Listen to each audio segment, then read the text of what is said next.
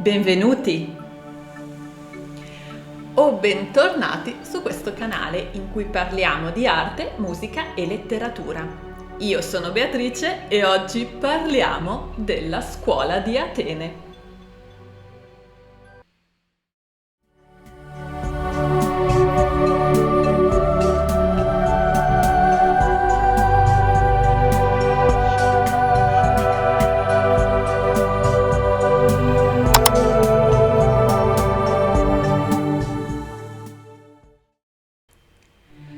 La scuola di Atene è una delle mie opere preferite. È un affresco di Raffaello datato 1509-1511. Misura 7,70 m per 5 metri e si trova all'interno della stanza della segnatura, una delle stanze vaticane all'interno dei palazzi apostolici nello Stato del Vaticano, e a tutt'oggi è visitabile all'interno del percorso dei Musei Vaticani.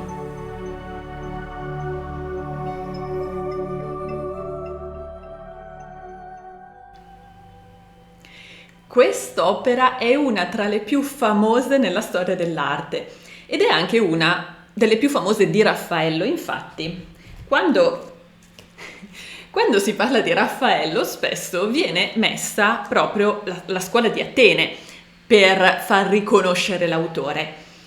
Però quest'opera è anche una tra le più complesse nella storia dell'arte e diciamo che è complessa perché di fatto non era pensata per essere rivolta al grande pubblico. La scuola di Atene, infatti, si trova nelle stanze vaticane del Palazzo Apostolico, in pratica dentro quella che è, o che dovrebbe essere, la residenza del Papa. E all'interno delle stanze vaticane la scuola di Atene non è l'unica opera presente, ma ce ne sono veramente tante. Quindi queste opere, e oggi parliamo della scuola di Atene, quindi la scuola di Atene anche, erano rivolte ai papi fondamentalmente e quindi a persone che avevano un certo livello culturale che non era quello della gente media. Le prime notizie su edifici adibiti ad abitazione papale risalgono all'età di Costantino, però è anche vero che le prime notizie certe risalgono al V secolo con Papa Simmaco e da lì via praticamente quasi tutti i papi fino a un certo punto si sono occupati di fare qualcosa all'interno di queste residenze, ingrandirle, affrescarle, aggiungere pezzi e così via.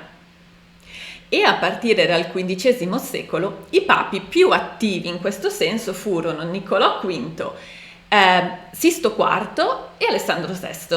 Alessandro VI che era il Papa Borgia, cioè il padre di Lucrezia Borgia. E dopo Alessandro VI arrivò Giulio II ed è Giulio II che ci interessa oggi.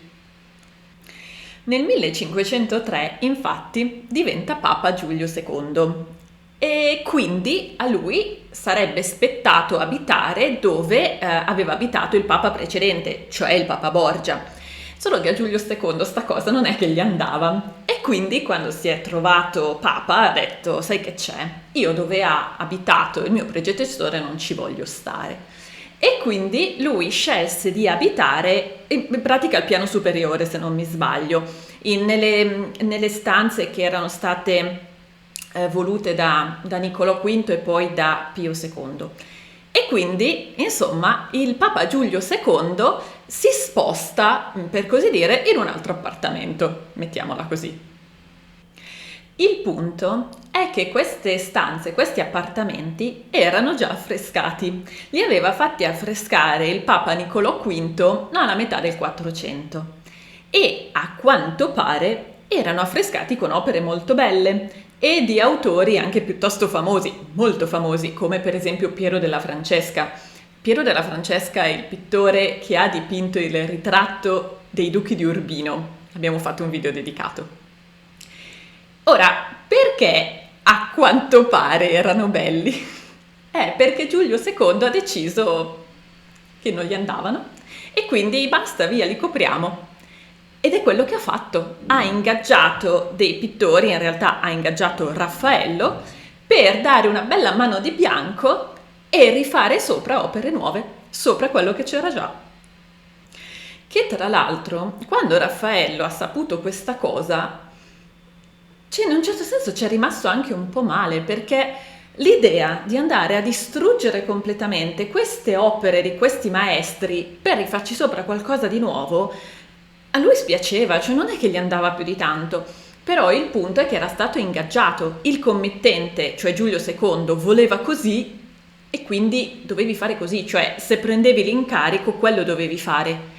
E quindi alla fine Raffaello non ha potuto fare altro che eseguire il volere del committente. E Raffaello è stato ingaggiato per affrescare ben 4 stanze, quelle che poi hanno preso il nome di stanze di Raffaello, e sono la stanza della segnatura, che è quella che interessa a noi, poi c'è la stanza di Eliodoro, la stanza dell'incendio di Borgo e la sala di Costantino. E quella che interessa a noi oggi è, come detto, la stanza della segnatura, che è la stanza dedicata, per così dire, alla cultura. Ci sono 4 affreschi in questa sala e sono dedicati uno alla teologia, uno alla poesia, uno alla giustizia e uno alla filosofia. E quello di cui parliamo noi oggi è proprio quello dedicato alla filosofia, cioè la scuola di Atene. Che, parentesi, probabilmente Raffaello non l'aveva intitolata così, però poi è stata intitolata così, quindi è la scuola di Atene. E Raffaello quindi si mette al lavoro e comincia facendo dei cartoni preparatori. Ce ne sono diversi, lui ci ha pensato un po' su come fare questo affresco. Tra l'altro c'è uno dei primi che ha un concept molto diverso da quello che poi sarà l'opera finita. C'era un punto focale di una persona, probabilmente un filosofo, assiso su una sorta di seggio, c'erano a quanto pare delle persone, dei discepoli attorno, insomma c'era un progetto molto diverso all'inizio. Poi probabilmente questa cosa Raffaello non ha convinto più di tanto e ha trasformato questa prima idea in quella che poi è a tutt'oggi la scuola di Atene, quindi l'ha trasformata in un impianto completamente diverso. E quello che viene considerato il cartone preparatorio definitivo risale al 1510 e a tutt'oggi è conservato alla Pinacoteca Ambrosiana di Milano. E una cosa interessante è che in questo cartone definitivo manca una figura che invece è presente nell'affresco, manca Eraclito. E perché? Ne parliamo dopo. E alla fine, nel 1511, l'affresco è completato ed è, come detto, una delle opere più importanti dell'intera storia dell'arte, una delle opere più importanti di Raffaello, forse addirittura la più importante potremmo dire, e una delle opere più complesse, proprio perché erano i papi a doverla capire. E quindi, come dire, l'analisi è un po' ricca. Adesso infatti ci immergiamo nell'analisi dell'opera. Ovviamente non potremo dire tutto. Diciamo che ho scelto un po' le cose principali e forse anche le più conosciute, se vogliamo metterla così. Quindi l'analisi che faremo adesso non è un'analisi completa, non dirò tutto quello che si può dire e niente, io credo che già così può essere abbastanza divertente. Quindi cominciamo. E cominciamo prendendola larga. Quindi cominciamo dall'ambiente. Innanzitutto la scena si svolge all'interno di un ambiente ben delimitato dalla parte dell'osservatore, cioè dalla nostra parte. Infatti, se si osserva davanti, quindi all'ingresso del dipinto, c'è un grande arco che tra l'altro è decorato nella parte sottostante con un motivo a greche.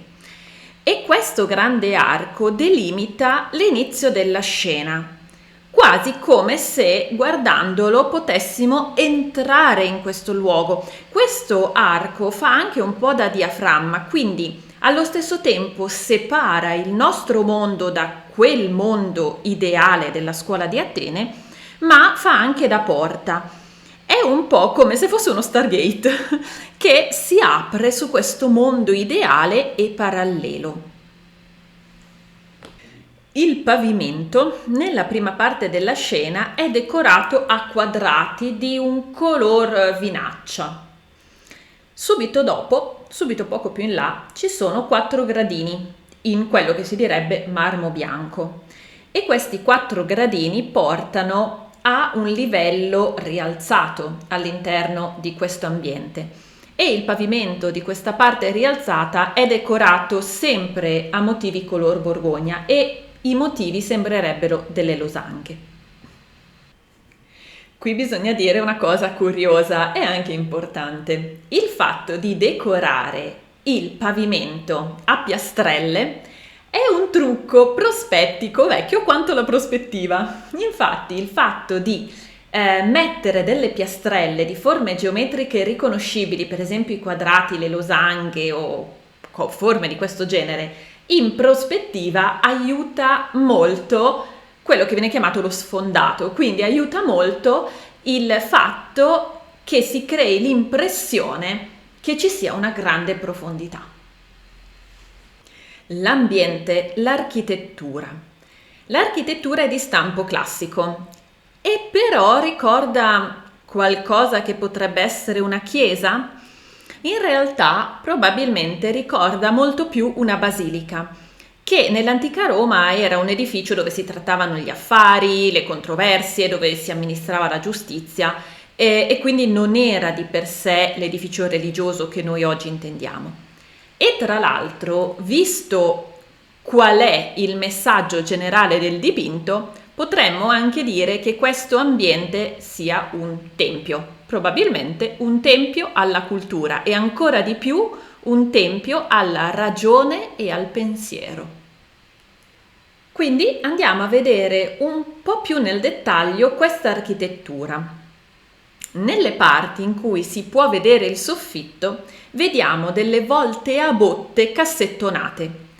E qui i cassettoni hanno la stessa funzione delle piastrelle, cioè aiutano tantissimo ad accentuare il senso prospettico, ad accentuare il senso di profondità di questa scena.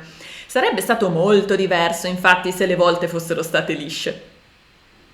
E poi ci sono delle altre parti in cui francamente non si capisce esattamente com'è fatta questa architettura e tra l'altro in alcuni punti non si capisce nemmeno se il soffitto ci sia oppure no.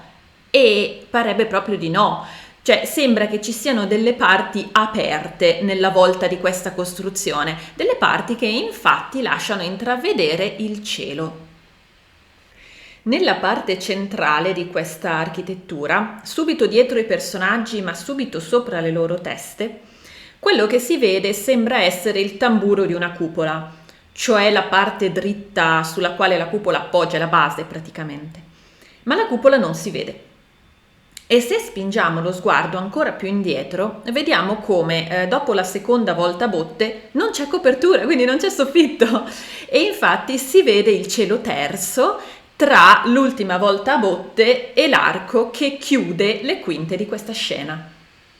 Questa è quindi evidentemente un'architettura ideale, quindi non è pensata per essere funzionale, cioè non è qualcosa che esiste veramente né che dovrebbe esistere. È un'architettura simbolica. Deve dare un senso di leggerezza e di maestosità nello stesso tempo, di luminosità, di cultura. È un misto fra un ambiente chiuso e un ambiente aperto, fra un edificio architettonico e una serie di archi e aperture. Il fine di questo ambiente è il mood, se così vogliamo. Infatti deve rimandare a quegli ambienti ideali e un po' arcadici, un po' atlantidei. Insomma, deve essere una roba che quando la vedi ti dà quella sensazione un po' indefinibile di cultura, di bellezza, di classicità, di ideale, che però appunto non è di per sé un'architettura pensata per esistere davvero. E qui bisogna dire anche qualcosa sulla prospettiva. In questo periodo, infatti, la prospettiva esplode. In realtà era stata inventata o scoperta, a seconda dei punti di vista, più di un secolo prima e da allora aveva avuto ampia diffusione e era stata una cosa ovviamente apprezzatissima.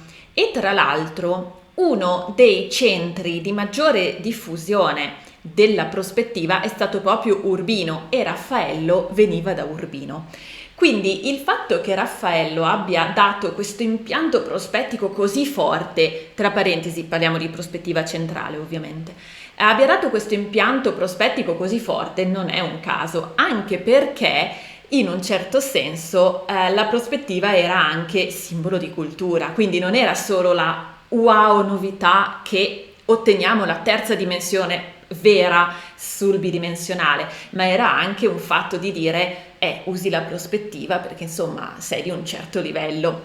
E quindi il fatto appunto che questo dipinto sia fortemente prospettico non è un caso. Tra l'altro una piccola curiosità che ho notato è che le volte a botte cassettonate della scuola di Atene mi hanno ricordato tantissimo la volta a botte cassettonata della Trinità di Masaccio, che in realtà c'ha un titolo che...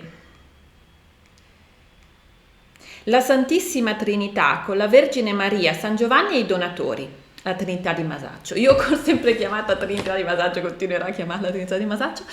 E comunque mi hanno ricordato tantissimo questi cassettoni, quelli presenti nella Trinità, anche se sono comunque diversi nella forma, quindi nella scuola di Atene sono losanghe, qui sono quadrati, però insomma è interessante questa cosa della ricorrenza della volta a botte cassettonata. Ma torniamo alla scuola di Atene e andiamo avanti ad analizzare un pochino l'architettura. Nelle pareti vediamo che sono state ricavate delle nicchie e queste nicchie contengono delle statue e ci sono anche dei bassorilievi. Cosa rappresentano? Cominciamo dalle statue. Di statue ce ne sono veramente tante e una grande parte sono nelle nicchie che si trovano lungo la navata che si sviluppa alle spalle dei personaggi. Però non sono leggibili queste statue. Le due che si vedono chiaramente frontalmente sono una alla nostra sinistra e una alla nostra destra. Quella alla nostra sinistra è Apollo, quella alla nostra destra è Minerva. Perché proprio queste due? Allora, Apollo, nella religione greca e romana, è il dio della musica, delle scienze, dell'intelletto, è anche il dio del sole, è anche in un certo senso il dio delle arti mediche, anche se bisogna dire che in realtà il dio della medicina è suo figlio Asclepio o Esculapio. E qui Apollo è ritratto con uno dei suoi simboli caratteristici, cioè la lira. Quindi potremmo dire che in questo caso Apollo è associato più alla sua sfera musicale e culturale. E Minerva o Atena è la divinità, sì, della lotta, delle virtù eroiche, ma soprattutto delle attività intellettuali e dell'intelletto e della saggezza. Non per niente è nata dalla testa di suo padre, Zeus o Giove. È anche la dea della medicina in parte, del commercio, dell'artigianato, è la protettrice degli artigiani e anche della poesia e delle arti. Insomma, Minerva Atena presiede anche lei a una buona fetta di cultura. E qui Minerva è rappresentata con l'elmo, con la lancia e con lo scudo con sopra la testa di Medusa. E qui secondo me c'è una cosa troppo bella da notare. Se si guarda la statua di Apollo, si vede che Apollo si appoggia su quello che sembra essere un tronco d'albero tagliato. Ora, questa statua è dipinta, quindi tecnicamente non deve fare i conti con la statica. Però le statue vere sì. Infatti, se si osservano le statue greche o anche statue neoclassiche, insomma di vario genere, si può vedere come a volte, se la figura rappresentata ha delle posizioni un po' contorte o un po' sbilanciate, ci sia proprio questo elemento, che solitamente è un elemento naturalistico, quindi un sasso, un tronco d'albero o qualcosa del genere, ci sia questo elemento che funge da appoggio. Perché? Perché in dipendenza della forma della statua bisogna scaricare il peso, altrimenti la statua si spacca. E qua, secondo me, è bellissimo vedere come Raffaello abbia tenuto conto di questo anche nel dipingere una statua. Infatti Minerva, che è in piedi dritta, non ha nessun punto di appoggio perché come una statua in piedi dritta scarica il peso in verticale, quindi non ha tendenzialmente problemi strutturali, mentre Apollo, che già ha una posizione più arcuata, potrebbe presentare problemi strutturali e quindi per poter scaricare correttamente il peso ha bisogno dell'appoggio, dove poi porta giù le forze praticamente.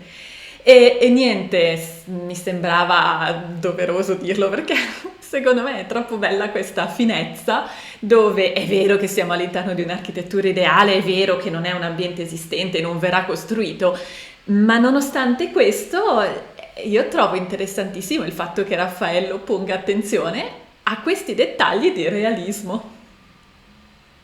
E proseguiamo adesso con i bassorilievi. Sia sotto Apollo che sotto Minerva ci sono 2 bassorilievi, 2 per statua. Cosa rappresentano?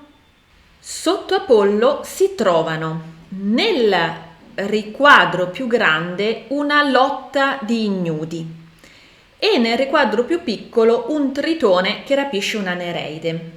Che cosa rappresentano questi 2 bassorilievi? Probabilmente il primo simboleggia la violenza della guerra e il secondo l'istinto sessuale non dominato. E quindi probabilmente questi 2 bassorilievi stanno a significare le brame, gli impulsi negativi dell'uomo che però possono essere, per così dire, superati proprio grazie alla cultura rappresentata anche dal dio Apollo. Sotto Minerva si vede invece nel riquadro più in basso, quello più piccolo, una scena che non è veramente riconoscibile perché è quasi completamente coperta dalle figure umane che ci stanno davanti. Però sembrerebbe una lotta tra un uomo e un bovino. Forse potrebbe essere la vittoria sulla bestialità? Potrebbe. Nel riquadro sopra, quello più grande, c'è invece una donna seduta vicino alla ruota dello zodiaco, il che potrebbe rappresentare il sapere scientifico, il sapere astronomico e il sapere profetico, tutti saperi riconducibili alla dea Atena. E tra l'altro dobbiamo ricordare che per lungo tempo l'astrologia è stata una scienza ed era collegata anche a molte altre discipline, tra cui per esempio la medicina. E questa è la ragione quindi del perché Raffaello ha scelto di mettere queste 2 divinità, perché sono divinità che rappresentano la cultura, l'intelletto, la saggezza, il sapere, che però è un sapere per così dire terreno, cioè scientifico. Infatti la scuola di Atene è la filosofia, quindi l'amore per il sapere, ma nella stessa stanza e esattamente di faccia, quindi sulla parete opposta, c'è infatti la disputa del sacramento, che è invece il sapere teologico. Quindi la scuola di Atene fa parte di un ciclo di 4 affreschi all'interno della stessa sala. E come dicevamo all'inizio, poesia, filosofia, giurisprudenza e teologia. Ecco, filosofia, cioè la scuola di Atene, quindi il sapere scientifico, è contrapposto esattamente in modo frontale al sapere teologico, quindi alla disputa del sacramento. Però è anche vero che questo, nell'idea del progetto generale della stanza, non mette questi 2 saperi in contrapposizione, ma li mette a completamento e questo trovo sia molto interessante. Ma con l'architettura non abbiamo ancora finito, infatti manca un'ultima cosa, ovvero i 2 bassorilievi, che forse sono più degli altorilievi, nei 2 medaglioni accanto alla volta a botte, sotto l'appoggio dell'ipotetica cupola. Nel medaglione alla nostra sinistra vediamo rappresentata una figura, probabilmente un uomo, che alza gli occhi dal libro che sta tenendo in mano e lo sta tenendo aperto. Probabilmente quindi stava leggendo e, fermatosi, ha alzato gli occhi al cielo, forse per via di un'idea. Nel medaglione alla nostra destra vediamo invece una figura che regge un globo. Possiamo supporre il globo terracqueo, quindi la Terra, e la guarda. Queste due figure sono molto interessanti perché sono da mettere in relazione alle due figure centrali e principali del dipinto, che ovviamente vedremo per ultime. Perché sono cattiva. Infatti adesso, prima di vedere le due figure principali, andiamo a conoscere un po' di gente sparsa qua e là. E di gente ce n'è un po'. Sono 58 persone. Sì, le ho contate, nel senso che tutte le fonti riportano 58, io sono stata lì a contarle per vedere se erano davvero 58, non le avevo mai contate. Sì, sono 58. Almeno anch'io ne ho contate 58.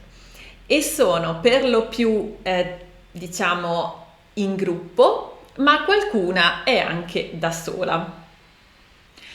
E la cosa interessante è che queste figure non sono solo figure per fare numero, ma sono per lo più persone realmente esistenti o esistite, quindi esistenti contemporanee di Raffaello o esistite quindi non contemporanee di Raffaello. E in alcuni casi queste persone hanno le fattezze di altre persone. Adesso vediamo in che modo. E quindi c'è una sorta di stratificazione nella personalità di queste figure. Ovviamente non andremo ad analizzare tutte e 58 le figure per ovvie ragioni, ne ho scelta qualcuna. Ne ho scelta qualcuna che secondo me era tra le più interessanti o anche tra le più famose. E di conseguenza adesso ne vediamo qualcuna, 4, 5, una cosa così. E nel caso queste figure abbiano le fattezze di qualcuno, io ho preso per buona l'attribuzione, diciamo, più comune, più accettata. Però chiaramente bisogna fare conto che non siamo del tutto sicuri. Comunque, detto questo, andiamo a conoscere qualcuno. E direi di cominciare da una delle figure solitarie che spesso attira l'occhio per prima. L'uomo seduto sulle scale, l'uomo con il manto azzurro. Quest'uomo è seduto, quasi semisdraiato sulle scale, in un atteggiamento molto rilassato. Porta una veste azzurra di stampo tipicamente greco. C'è anche da dire che quasi tutte le figure presenti sono vestite con abiti che ricordano la Grecità classica. E su un gradino quest'uomo ha steso il suo mantello grigio per potersi appoggiare al marmo più comodamente. E l'uomo sta leggendo da un foglio che regge nella mano sinistra. E sul gradino sul quale è seduto è appoggiata una ciotola. Chi è? Quest'uomo è Diogene.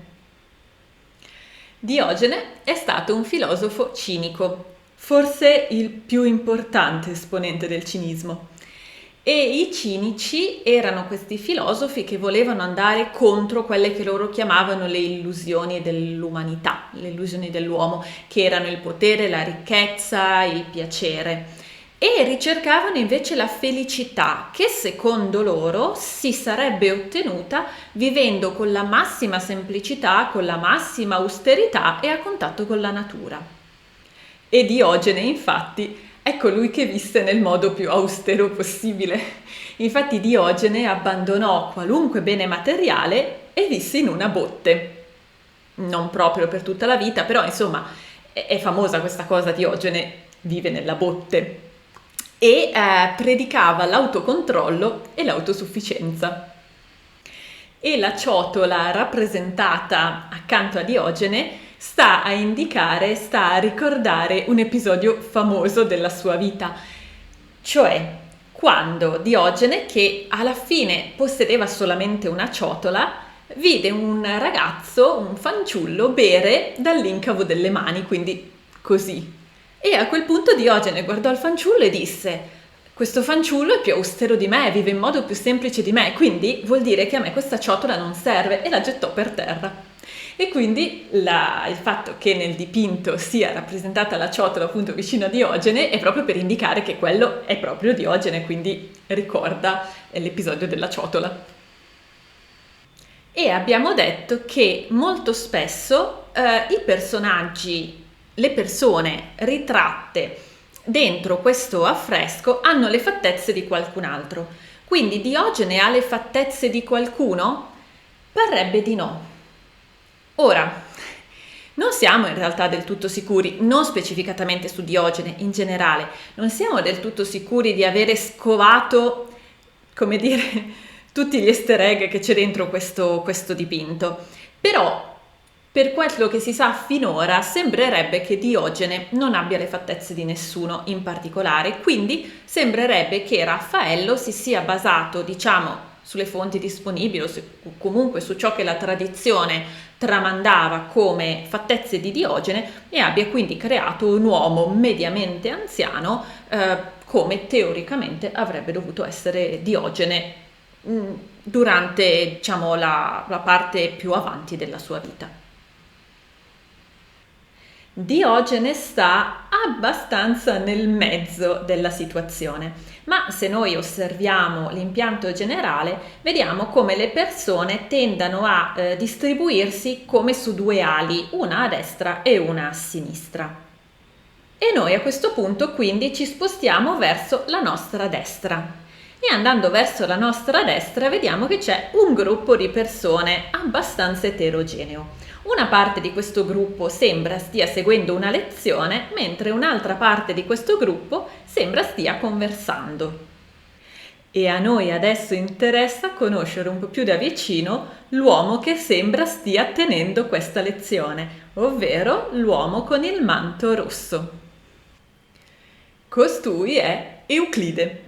Euclide è stato un famoso filosofo dell'antica Grecia ed è stato un filosofo che si è occupato di tante discipline, si è occupato di scienza, di ottica, di astronomia, di musica e soprattutto di matematica.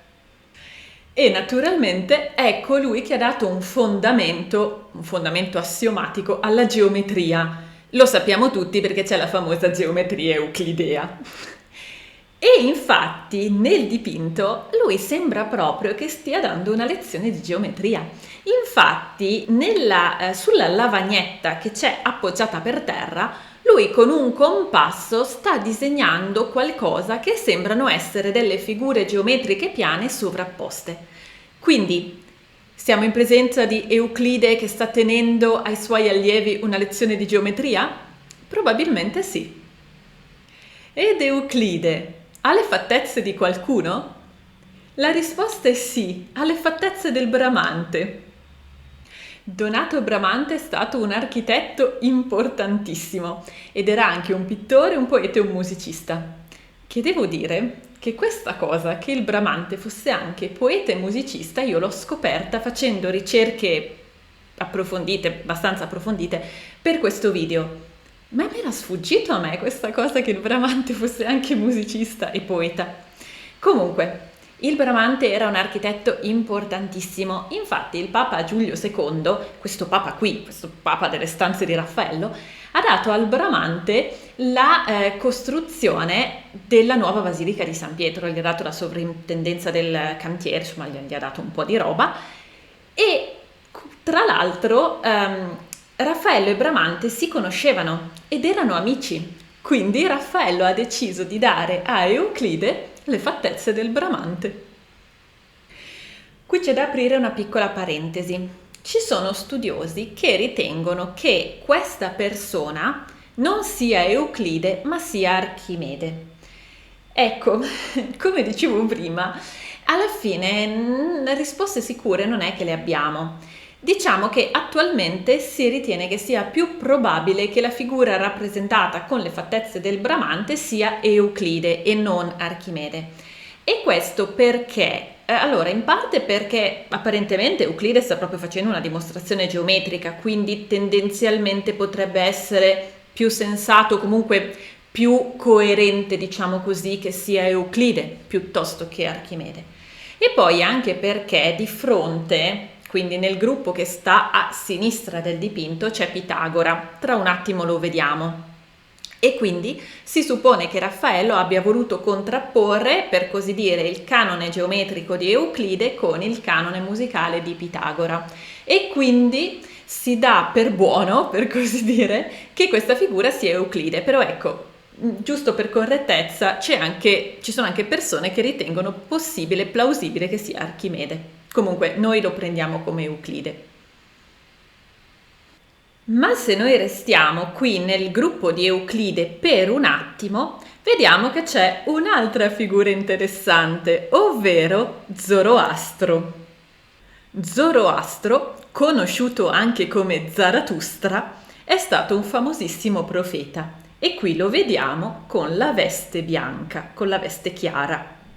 E siccome, come ogni buon profeta, anche Zoroastro si occupa di guardare le stelle, qui sta reggendo un globo stellato. In pratica sta reggendo una rappresentazione metaforica della volta celeste. E davanti a lui, ritratta di spalle, c'è invece una figura che regge la terra che è riconoscibilissima con i mari azzurri e le terre emerse verdi. E Zoroastro ha le fattezze di qualcuno? La risposta è sì. Però le fonti sono un po' contrastanti. Ci sono fonti, infatti, che dicono che Zoroastro abbia le fattezze di Baldassarre Castiglione, un umanista dell'epoca, e altre che dicono che invece abbia le fattezze di Pietro Bembo. Abbiamo quindi conosciuto un paio di persone che fanno parte del gruppo di Euclide, quindi di quel gruppo di persone che sta alla nostra destra.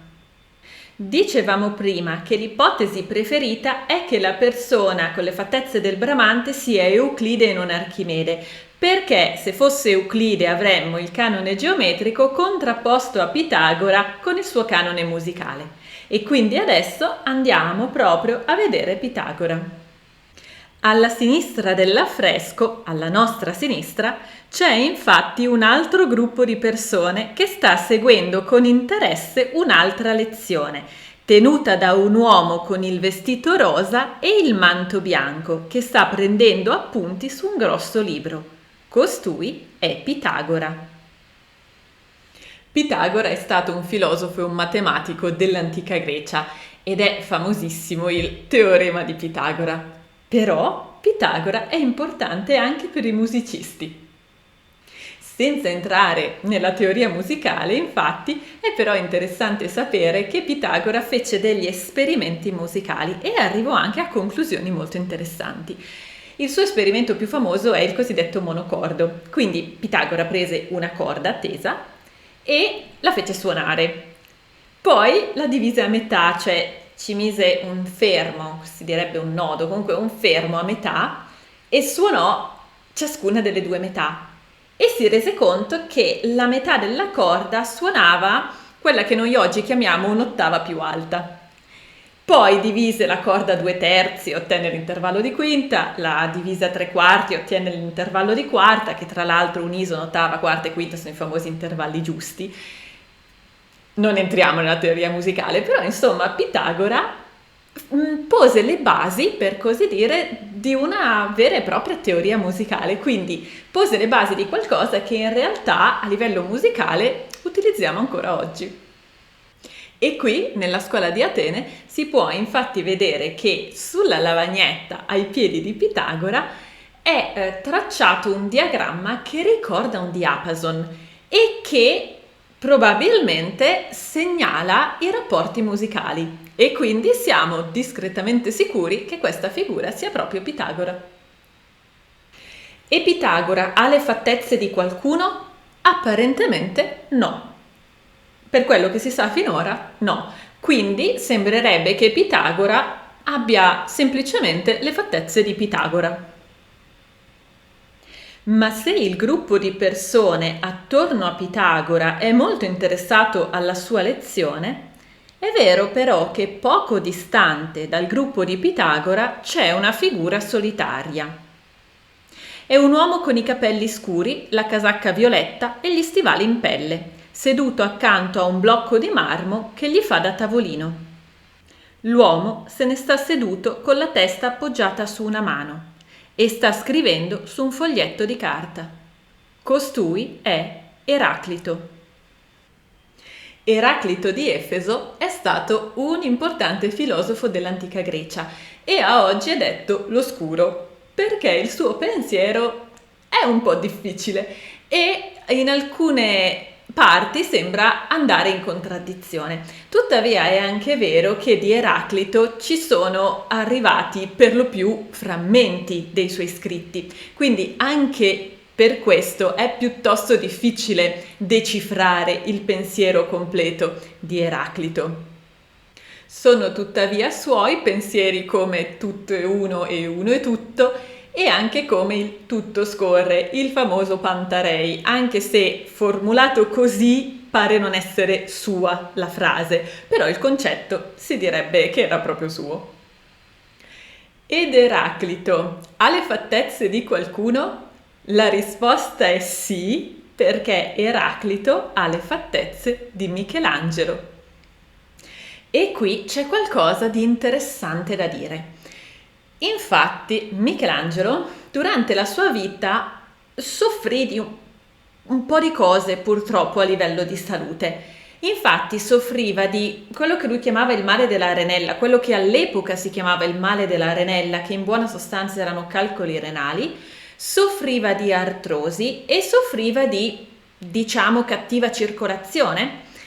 In realtà qualcosa di un pochino di più della cattiva circolazione ed è interessante vedere come in questo dipinto siano molto particolari le ginocchia di questo personaggio ritratto, che per l'appunto è Michelangelo, sì è Eraclito, ma ha le fattezze di Michelangelo.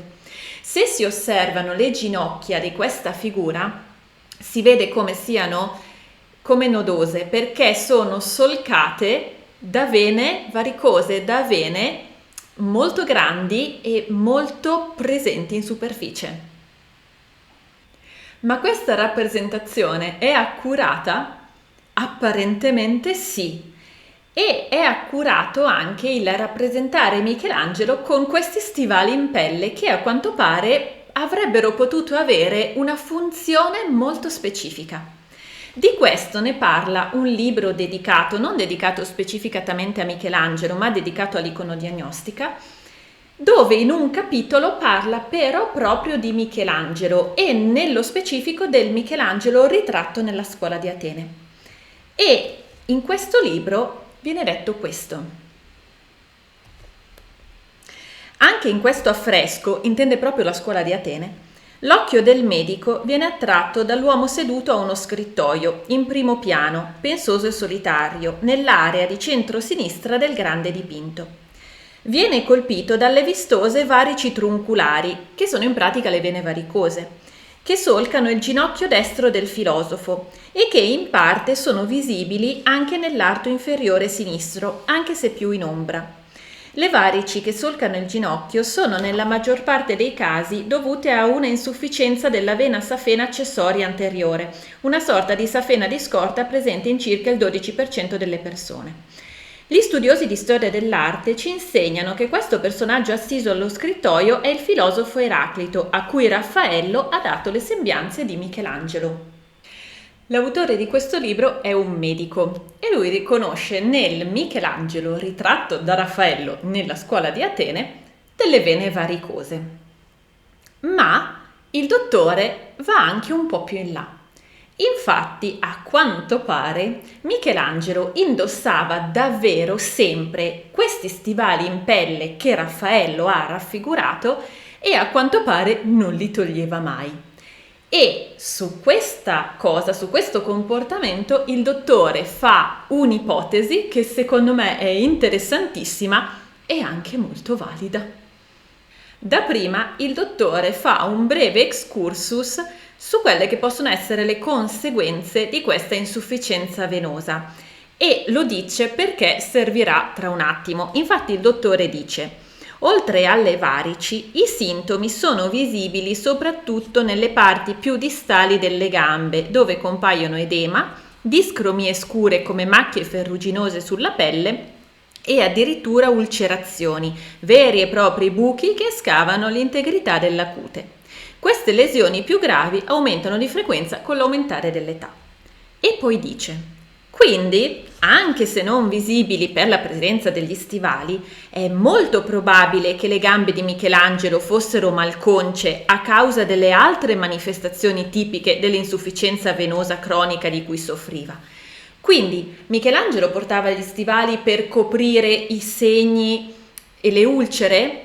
L'ipotesi del dottore non è questa, infatti poi il medico prosegue e dice: da medico vorrei però dare un'interpretazione completamente diversa al fatto che il Michelangelo romano portasse quotidianamente gli stessi stivali, particolare che persino Raffaello non trascura di dipingere.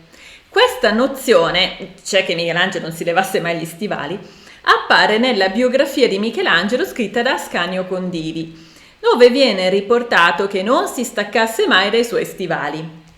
Anzi, molti detrattori hanno ritenuto che in questo comportamento si intravedesse un chiaro segnale di scarsa igiene e incuria personale del maestro, perché le malelingue ce le abbiamo sempre. Per altri ancora, come di recente riportato su Repubblica da Claudio Strinati, il suo non separarsi dagli stivali era un comportamento votivo. Ma poi arriva l'opinione del medico e il dottore scrive: la mia interpretazione medica è diversa. Ancora oggi, la terapia cardine dell'insufficienza venosa cronica, specie se avanzata, è la compressione.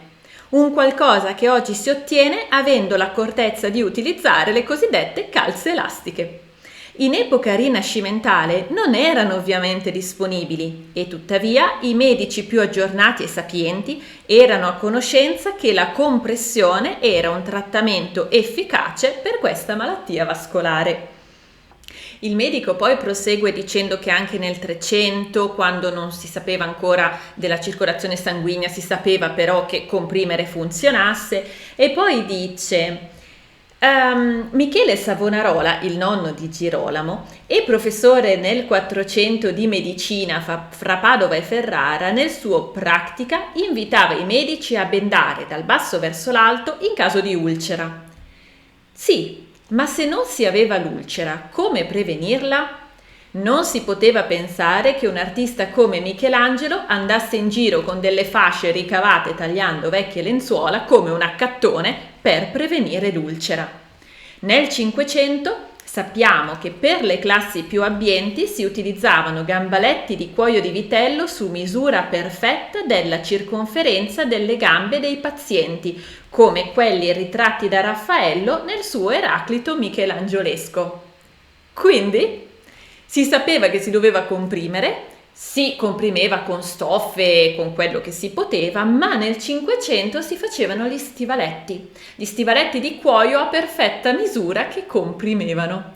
Ed eccola qui l'opinione del medico, l'ipotesi del medico, che io trovo interessantissima e secondo me anche molto plausibile. Quindi, siccome Michelangelo soffriva di insufficienza venosa cronica, aveva questi problemi di circolazione, metteva le calze elastiche, cioè non avendo le calze elastiche metteva gli stivaletti e quindi verosimilmente non li toglieva mai, anche perché, e lo dice proprio il dottore, questi stivaletti terapeutici erano ovviamente molto difficili da togliere e da indossare senza aiuti esterni.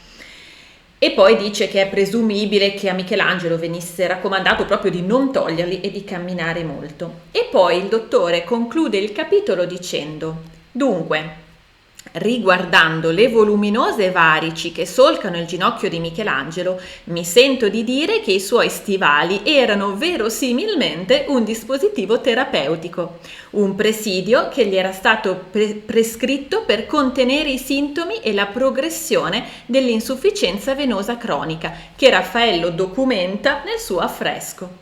Michelangelo era una personalità estremamente chiusa e non avrà certamente confessato a nessuno, che lo potesse riportare nelle biografie, di questa sua necessità preventiva e terapeutica. E l'Eraclito Michelangelo è forse la figura più famosa di tutta la scuola di Atene, al di fuori delle due figure principali che andiamo a vedere adesso, ovviamente. E una cosa curiosa è che All'inizio di questo video abbiamo detto che Raffaello a un certo punto ha fatto un cartone preparatorio definitivo, dove però mancava una figura. C'era tutto, ma mancava una figura. Mancava Eraclito. Ecco, infatti nel progetto originale di Raffaello, Eraclito, cioè Michelangelo, non c'era. È stato aggiunto in corso d'opera probabilmente come omaggio a Michelangelo, che in questo stesso momento stava affrescando la Sistina. E direi che con le figure, diciamo, della folla ci fermiamo qui. Ovviamente ce ne sarebbero molte altre, c'è Averroè, c'è Plotino, c'è Socrate, ci fermiamo qua. Adesso andiamo invece ad analizzare le due figure principali, anche se prima un'ultima piccola curiosità. E la piccola curiosità è che Raffaello si mette in mezzo, ovvero Raffaello si ritrae tra le figure presenti nella scuola di Atene.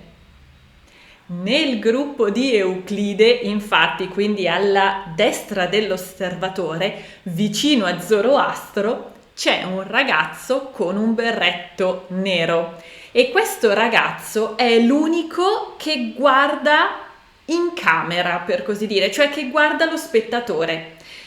No, in realtà non è l'unica figura che guarda in camera. In realtà dall'altra parte c'è Ipazia o anche la perfezione morale e fisica, che è la figura bionda vestita in bianco. Anche questa figura guarda lo spettatore.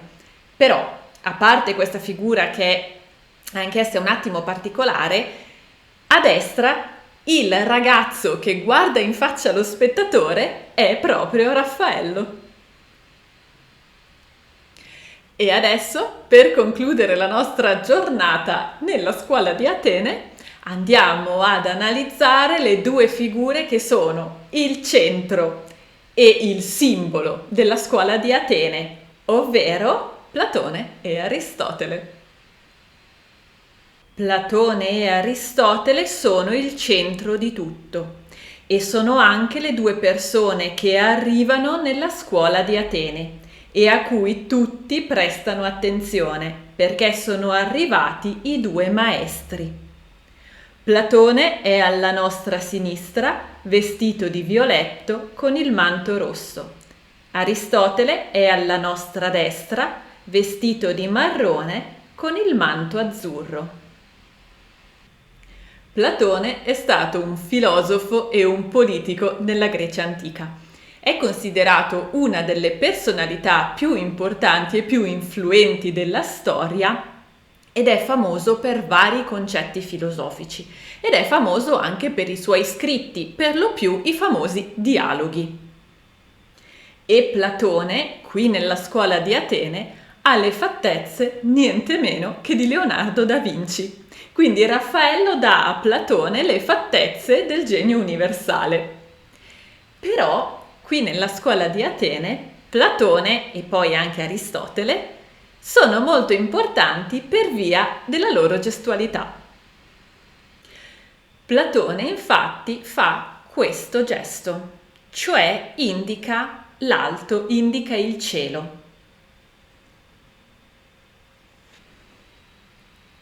Per Platone, infatti, esiste il mondo delle idee, che lui chiama forme, ma che noi continueremo a chiamare idee perché normalmente vengono chiamate idee.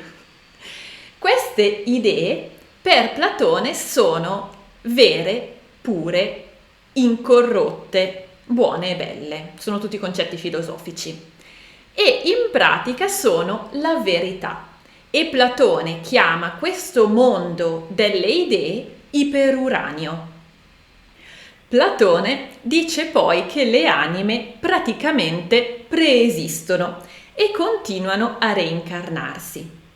Ora succede che quando l'anima è disincarnata è in cielo e riesce quindi a venire in contatto, chi più chi meno, con l'iperuranio e di conseguenza con queste idee, cioè con la verità, con la conoscenza. Quando poi l'anima piomba sulla terra e si incarna in un corpo, dimentica però questa conoscenza che aveva visto, che aveva conosciuto, diciamo così. Ora, questo dimenticare non è però un dimenticare completo, ma l'anima preserva in sé sul fondo questa conoscenza, perché l'anima sa già di conoscere, perché è già entrata in contatto con l'iperuranio. Noi oggi potremmo dire che l'anima preserverebbe nell'inconscio. Platone non usava questo termine perché non c'era il termine inconscio come questo tipo di concetto, però in sostanza potremmo dire che in un certo senso è un po' quello. Quindi l'anima a fondo in sé sa di conoscere perché è già venuta in contatto con l'iperuranio, ma ha dimenticato. E quindi Platone dice che la spinta costante che l'uomo ha di ricercare la conoscenza e il sapere è proprio dato dal fatto che l'anima sa già di sapere e quindi è alla continua ricerca di ricordo, di ricordare questo sapere che ha già dentro. Questo è il concetto dell'innatismo della conoscenza. Per Platone, quindi, il vero, il bello e il buono, cioè la verità e la conoscenza, sono su nell'iperuranio, mentre il mondo sensibile sarebbe per lui una sorta di filtraggio corrotto delle forme, cioè delle idee originarie. Ed è per questa ragione che Platone fa questo gesto, quindi indica l'iperuranio per dire la conoscenza devi cercarla su, nelle idee, nella verità originale. E dobbiamo tenere presente che la scuola di Atene è la filosofia, cioè la filosofia, l'amore per il sapere, quindi la scuola di Atene è la rappresentazione ideale del sapere umano, e sapere inteso come sapere quasi scientifico. Quindi Platone dice: se vuoi sapere la verità devi guardare su, cioè devi guardare l'iperuranio, devi guardare alle idee, alle forme primigenie originali, quelle vere, belle, buone e incorrotte. E questo viene considerato pensiero scientifico perché si parla di ricercare la verità e la conoscenza per spiegare la realtà, per spiegare il mondo. Quindi Platone dice proprio che per spiegare il mondo, cioè per capire quello che vedi, devi sapere che funziona così. Quindi devi sapere che il mondo sensibile è una sorta di filtraggio, di trasformazione, di incarnazione imperfetta e corrotta delle forme presenti nell'iperuranio. E questa cosa viene spiegata, tra le altre, nel Timeo. E infatti Platone, in questo dipinto, in questo affresco, ha in mano un libro, il Timeo. Il Timeo è uno degli scritti di Platone, è uno dei dialoghi, e nel Timeo vengono proprio spiegate queste cose, e fa anche la sua comparsa la figura del demiurgo, e nel Timeo viene anche detto da Platone che il mondo sensibile è fatto da 4 elementi di base, cioè aria, acqua, terra e fuoco. E piccola curiosità, nel Timeo per la prima volta viene nominata Atlantide, che poi verrà nominata e spiegata ancora un pochino meglio nel Crizia, che è un altro dei libri di Platone. E piccola curiosità, nella prima parte del video abbiamo analizzato l'ambiente architettonico e abbiamo visto che sotto il tamburo della cupola o della presunta cupola ci sono 2 medaglioni con 2 altorilievi, uno a sinistra e uno a destra. Ecco, nel medaglione a sinistra, cioè quello in corrispondenza di Platone, perché Platone sta alla nostra sinistra, è raffigurato un uomo che alza gli occhi da un libro e guarda in alto. Ecco, questa figura rimanda alla teoria di Platone, alla filosofia di Platone. È una sorta di rafforzativo. Infatti quest'uomo che sta studiando capisce e quindi guarda in alto, cioè guarda verso l'iperuranio. Quindi questo medaglione fa riferimento alla filosofia di Platone. Ma i maestri sono 2. Infatti, accanto a Platone c'è Aristotele. Aristotele, che è stato anche lui un grandissimo filosofo nella Grecia antica e anche lui è stato una personalità storica importantissima. E Aristotele è stato allievo di Platone.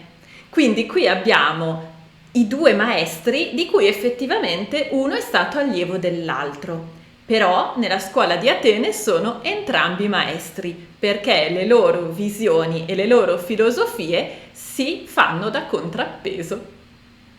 E sembrerebbe che Aristotele abbia le fattezze di Bastiano da San Gallo, che era uno scenografo, architetto e pittore, e che era detto Aristotile. Tuttavia non siamo del tutto sicuri. E anche per quanto riguarda Aristotele, la gestualità è importantissima. Infatti Aristotele fa questo gesto, cioè con la mano aperta indica la terra.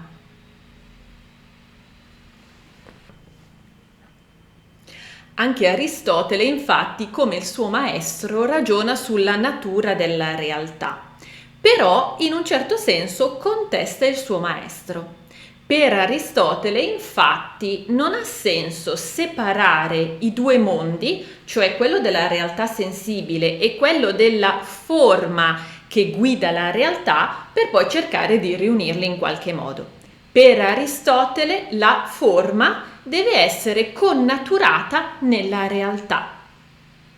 Aristotele infatti osserva che la realtà è fatta in un certo modo, ma che la realtà cambia, muta e scorre continuamente, ma non lo fa a caso, lo fa secondo delle regole.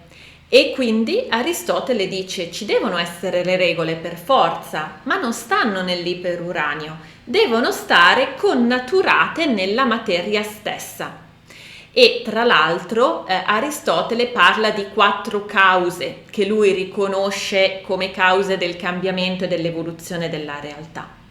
Quindi Aristotele va contro, per così dire, il suo maestro e dice sì, è chiaro che esistono delle regole per la realtà, ma non possiamo cercarle altrove, le dobbiamo cercare nella realtà stessa. Ed è per questo che Aristotele fa questo gesto, cioè indica la terra, indica che devi guardare giù, quindi guardare nella realtà sensibile per trovare le regole che governano la realtà stessa.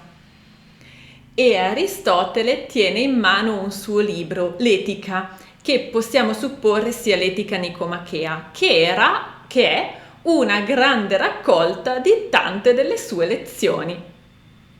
E anche in questo caso abbiamo ovviamente il medaglione sotto il tamburo della cupola che rafforza l'idea di Aristotele. Nel medaglione di destra infatti abbiamo l'altorilievo di una persona che tiene in mano il globo terrestre e lo guarda. Questo per dire che quella persona, come Aristotele, sta cercando la verità nella materia, nella realtà sensibile, perché ha capito che lì troverà le risposte e non in cielo. E quindi questo medaglione, che è in corrispondenza con Aristotele, rafforza la filosofia aristotelica. Ed ecco perché al centro della scuola di Atene ci sono proprio queste due persone, Platone e Aristotele, perché portano avanti una idea, una filosofia di spiegazione del reale praticamente opposta. Platone spiega come la realtà sia una materializzazione non poi così buona di un mondo incorrotto che esiste al di fuori e quindi una verità e dei concetti che preesistono e delle regole che preesistono, mentre Aristotele porta avanti una filosofia che dice che sì, le regole esistono per forza, ma non altrove, ma connaturate nella materia. E quindi mentre Platone dice alza gli occhi all'iperuranio e cerca la verità fuori dal mondo reale, Aristotele dice guarda giù e cerca la verità dentro il mondo reale. E questi due maestri sono entrambi presenti nella scuola di Atene proprio per bilanciarsi l'un l'altro. E con l'analisi della scuola di Atene ci fermiamo qui, ma penso che sia già sufficientemente chiaro che quest'opera non era un'opera per tutti, assolutamente. Quest'opera non parlava alla gente, perché la gente dell'epoca non avrebbe mai saputo vedere tutto questo dentro. Ci voleva una cultura molto elevata che a volte nemmeno i nobili avevano. Qui bisognava proprio essere il clero, ma di quello elevato. Qui, insomma, parlavi al Papa. Quindi il Papa ne sapeva sicuramente a livello culturale un bel po'. Quindi quest'opera è davvero difficile, è davvero complessa, è davvero stratificata, proprio perché parla a persone che dovrebbero sapere certi concetti. Quindi quest'opera dà per scontato che chi la guarda, il Papa, perché non è che ci entrasse tanta altra gente nelle sue stanze, quindi quest'opera dà per scontato che chi la guarda ha un background di un certo tipo e quindi dà per scontato un sacco di informazioni e si articola, ti parla pensando che tu la capisca. Ma alla fine della storia, nel complesso, che cosa significa la scuola di Atene? Significa quello che in realtà è abbastanza palese, ovvero il sapere, la cultura e, come dicevamo, il sapere però scientifico, non teologico. Il teologico, come dicevamo, è l'affresco di rimpetto che è quello della disputa del sacramento. Quindi il sapere teologico è dimandato a quell'affresco lì. Nella scuola di Atene si parla e si esalta il sapere scientifico. Ed è comunque interessante che in una delle stanze papali di faccia a un affresco che tratta di teologia c'è un affresco che tratta di filosofia, cioè di sapere intellettuale.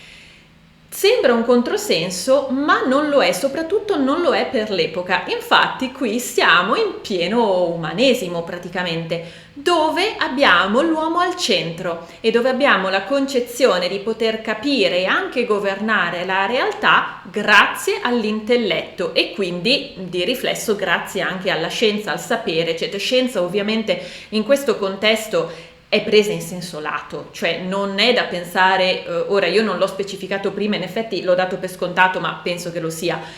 Quando si parla di scienza e di sapere scientifico non è da pensare come lo intendiamo noi oggi, ma è da pensare in modo molto più lato, quindi anche filosofico, nell'interrogazione della realtà in un certo modo, eccetera. Quindi parliamo di una scienza che aveva dei confini molto labili, ma che comunque non è teologia.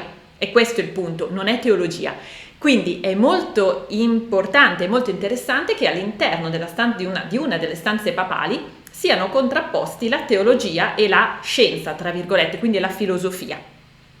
E questo proprio perché appunto all'epoca c'era una commistione, c'era un bilanciamento fra quello che era la centralità di Dio, ma la centralità dell'uomo, perché appunto siamo in pieno umanesimo e quindi, come dicevamo, c'è il concetto che la realtà può essere capita e anche controllata tramite l'intelletto e tramite il sapere ed è proprio questo che rappresenta e che esalta la scuola di Atene.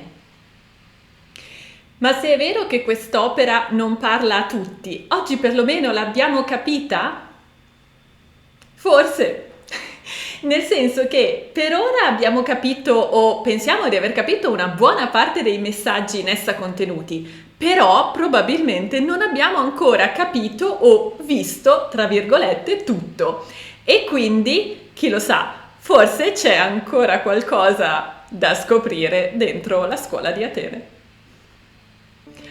Io vi ringrazio tantissimo di aver visto questo video e di essere rimasti con me fin qui.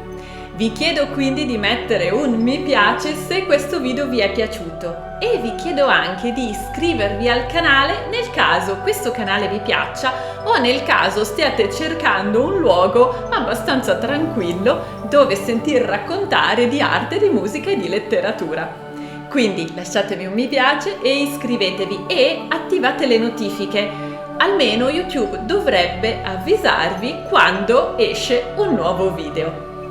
Io quindi vi ringrazio ancora, vi aspetto ovviamente nel canale e intanto vi do appuntamento al prossimo video. Ciao!